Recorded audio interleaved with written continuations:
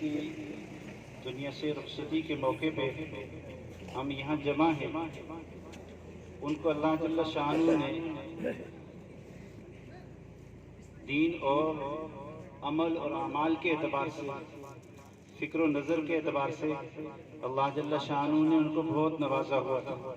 جن کی ساری زندگی قرآن کے پڑھنے پڑھانے میں گزری، عمر کے آخری حصے تک باقاعدگی کے ساتھ رمضان المبارک کے اندر قرآن کا سنانا ان کا معمول رہا ہے۔ اور اسی طرح اللہ اکبر کبیرہ بیماری کے عالم میں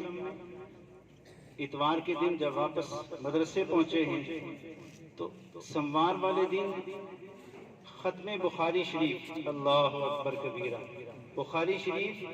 خود اپنی موجودگی میں انہوں نے اپنے ادارے کے اعتبار سے اس کی تکمیل کی ہے، اور قرآن کریم کے بعد سب سے بلند ترین کتاب بخاری شریف ہے۔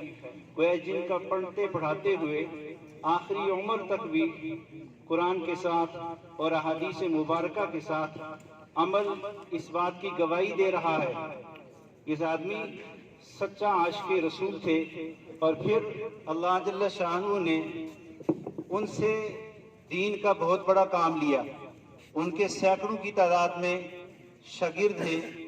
سینکڑوں کی تعداد میں بچیاں ان کی شاگرد ہیں، جو آگے ان کا فیض علم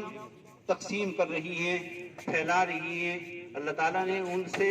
علم نافع کا ایک ایسا چشمہ جاری کر دیا ہے جو رہتی دنیا تک انشاءاللہ ان کے لیے صدقہ جاریہ رہے گا۔ حضرت مولانا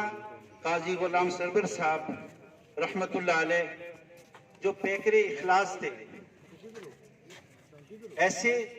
جن کے اندر حق بات کو کہنے کے لیے کبھی کوئی پرواہ نہیں کی،